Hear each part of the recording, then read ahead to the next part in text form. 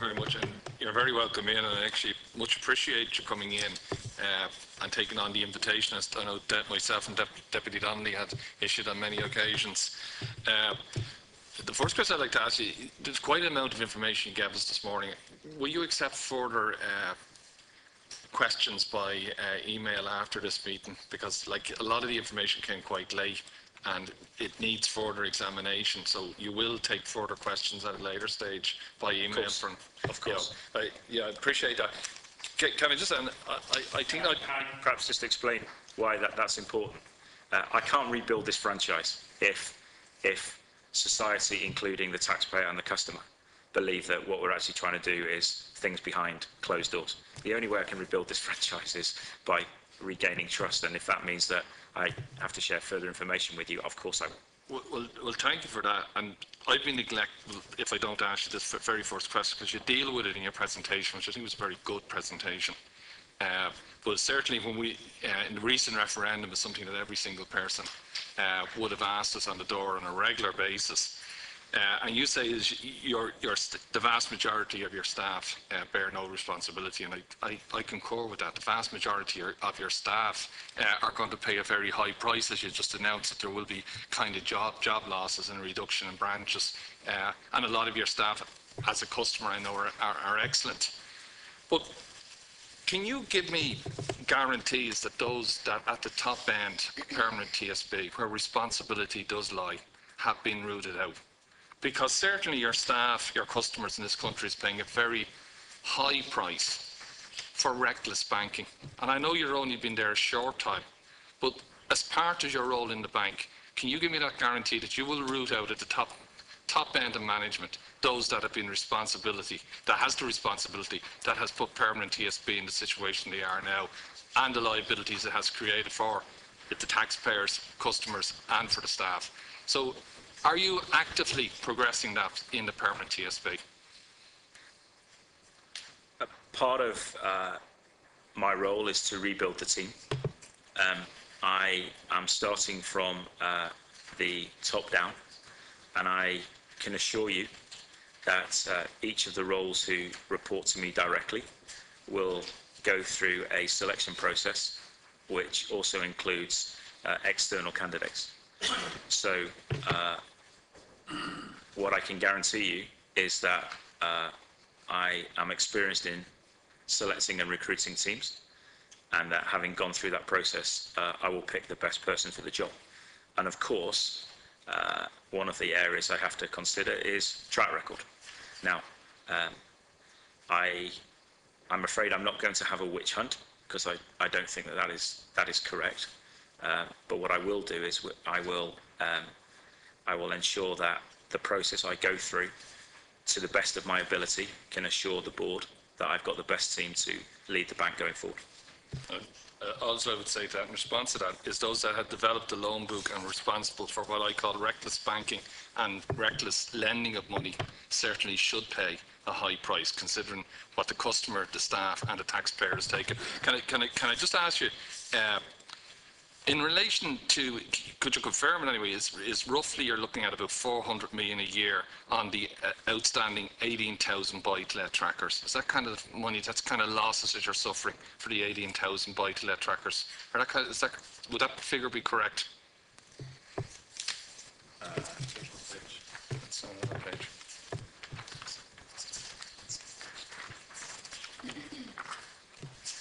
Loss, would you? It's approximately correct, isn't it? In terms of provisions, is that what you're referring to? Yeah. Yeah, that would be a reasonable estimate of the provision charge for this year. Sorry, when you meant losses this year. Yeah. No, thank you. So 400 million is a reasonable figure. Can I just say to you, there's been quite a campaign. Sure. For clarification, this is important. Yeah, no. Provisions in banking are fed into balance sheets over a period of years. That's a decision that you make. You sort of estimate what you think over the period of until ultimate collection, what losses you're going to bear on that asset, and you feed it in by way of provision. Yeah. So are we really touching the point? Are we really dealing with the point of Deputy Humphreys here? Mr. Daly made the point about provisioning. Is there a distinction to be drawn there, as Deputy Matthews I is? mean, I'll have a go as well. Just want to have a comment from our perspective, how we think about stock of provisions, flow of provisions, leading to a new stock at the end of the year. Yep, absolutely. So just clear, there has been an estimate. There was an estimate being made that the buy-to-let tracker mortgages are costing the permanent TSB loss about 400 million a year. I think that figure is roughly correct. That makes sense to you, Mr. Masding? No. Tell us why not. When we talk about loss, we talk about the profit and loss account, right? So within a year, a particular portfolio of products will make a loss. Okay, how much interest income do they make? What's the cost of that funding? What sort of operating expenses do we put against them, etc., etc. The provisions are in the balance sheet, and that's a provision for future losses against the stock of buy-to-let or is it investment? Was that the phrase you used? Sorry, what was your loss in your 18,000 buy-to-let trackers this year or last year in your balance sheet? No, there's no loss. The provision for future losses in our balance sheet for buy-to-lets is got it somewhere.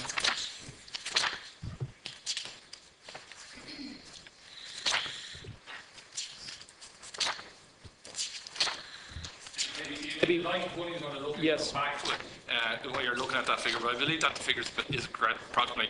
Just kind of asking you, is in question 3 on page 4, there's a question put to you about a 0.5% rate. I've got the data point. The provisions in our balance sheet for future losses against the Irish buy-to-let book is, according to my data, is that right?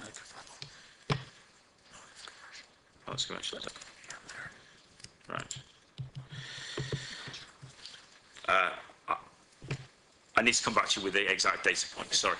That's fine. Come back to us, yeah. Question 3 there on page 4. I'm just conscious of perhaps not looking in control of my data. Can I just explain language? When we talk about the commercial book, I think about commercial real estate, commercial lending. I think you are talking about investment properties, aren't you? Buy-to-let properties. Buy-to-let is investment property. Sorry, when we talk about commercial, I think about a different portfolio. I beg your pardon. So commercial on page 11 of my data here doesn't mean residential buy-to-let properties. It means commercial lending. Well, you actually say further on in your presentation you actually do very little commercial lending. Yeah, we don't do any commercial lending. This is like provision. The buy-to-let figure is the crucial figure. And the buy-to-let figure is within the 1629, which is on page 11. Let me come back to you, please, with the exact provision for buy-to-let lending. I will revert on that. Okay. Can I just page 4, question 3? There's been quite a campaign. I can understand why the campaign, especially with the interest rates that have been developed out by Deputy Donnelly and that, of a 0.5% reduction. And we're talking about overall cost, that would be about 30 million to permanent TSB. And you said there's no substantial impact on the arrears.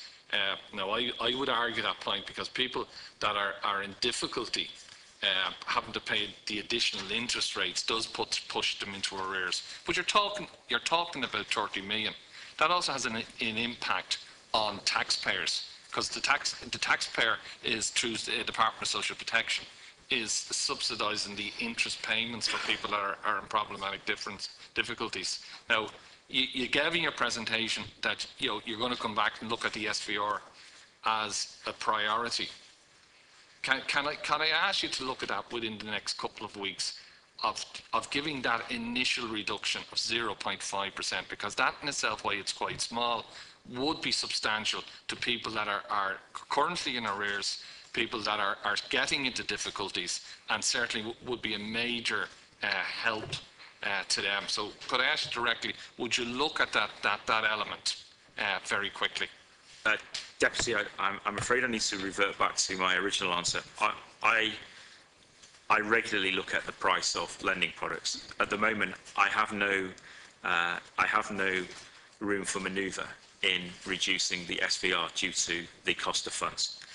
In terms of your comment around, sorry, but I should say, to repeat myself, we are working hard to optimise our cost of funds, and when we will do that, we have every intention of passing that on to the SVR customers.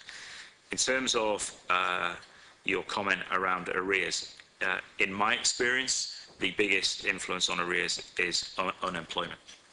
Based on our modelling and experience, interest rate changes within a sort of reasonably narrow band don't have a material impact on the level of arrears. It's not just unemployment; it's actually reduced earnings, and that's it. And those comes back to bad decisions made through your loan book. So look, and like you say in your letter, taking responsibility, like the bank has a responsibility on how they put people into those positions, and how they done their earnings out and the rates they give it. But can I just come back to, you're saying you will look at that, and if you look at the letter and your presentation, you both say the bank has a responsibility and takes a responsibility element of this.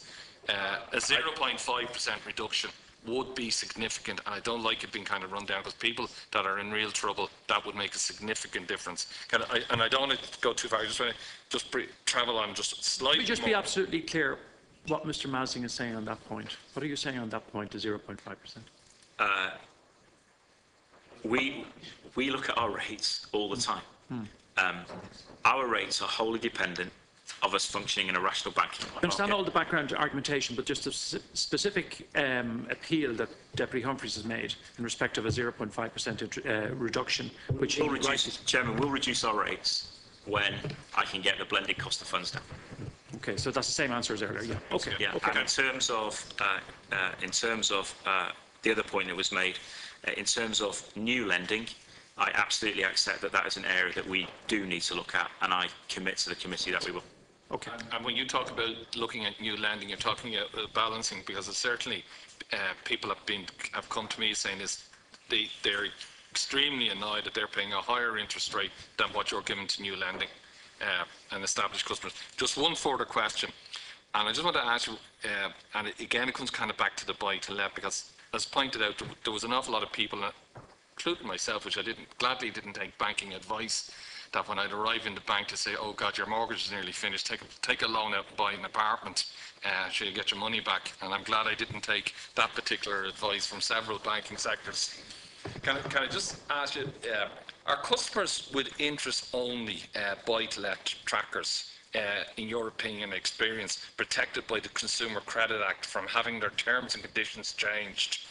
For example, if you want them to start repaying, because the loans that were given on an interest only, the principal, as my understanding, and a lot of your trackers, was payable at the end of term. And I'm just asking you, have you started to put pressure on those people to move, to start making repayments on the principal? Because certainly the documentation I had looked at gave it interest that the principal was payable at the end of the term, and I just want to make sure that you are the same understanding that I am, that the Consumer Credit Act for those are covered under that. Deputy, it would be wholly remiss of me to claim that I'm an expert after 21 weeks in Irish consumer finance law, so if you would allow me please to revert to you with a detailed response on that question, I will. Well, can I say to you, I'd be very grateful for the deep, because I think it's not only important for the bank, but it's also important for the taxpayer that the bank doesn't waste money in actually challenging the Consumer Credit Act. And I would put that to you very strongly, knowing what's going on in the background within the permanent TSB. See, I commit to you that I will revert back in a transparent way. I'm sorry, I don't know the answer to that question. That's very reasonable. That's perfectly reasonable. Yeah.